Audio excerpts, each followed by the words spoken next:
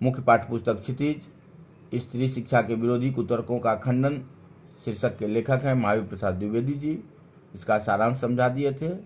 3 प्रश्नों का उत्तर भी समझा चुके हैं।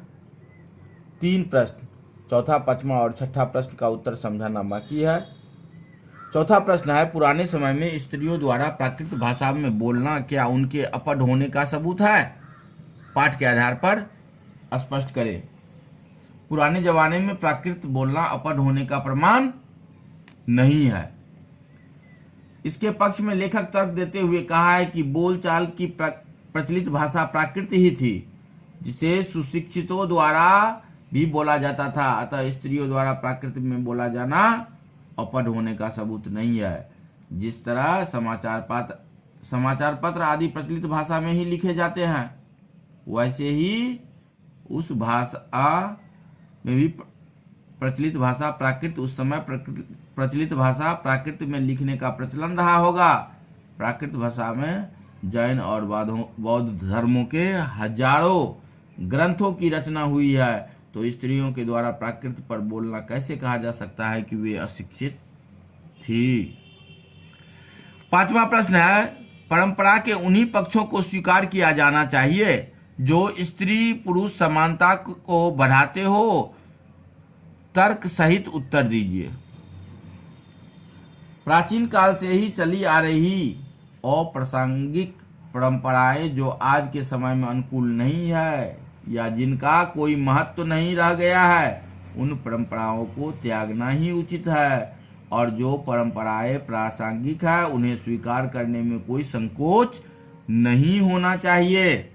वर्तमान में प्रत्येक प्रतियोगिता में स्त्री जाति पुरुष जाति से कहीं भी पीछे नहीं है, इसीलिए किसी भी क्षेत्र में उनकी अवहेलना करना उचित नहीं है।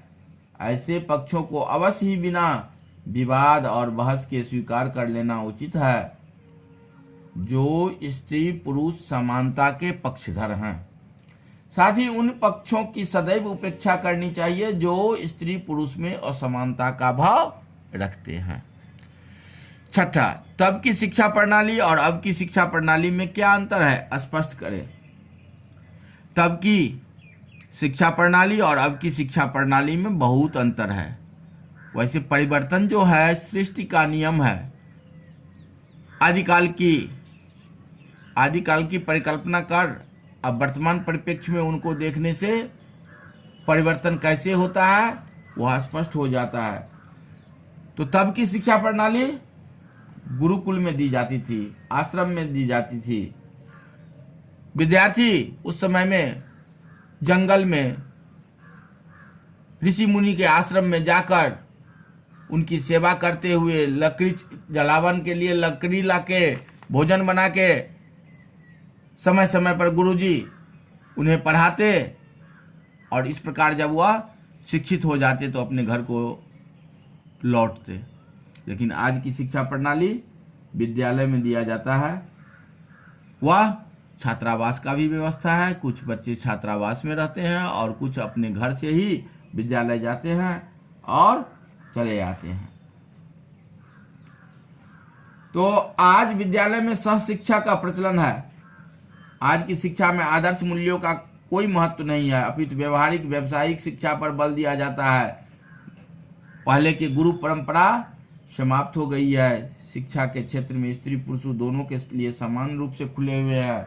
अब सारा भेद समाप्त हो चुका है। तो तब की शिक्षा प्रणाली और अब की शिक्षा प्रणाली में यही अंतर है।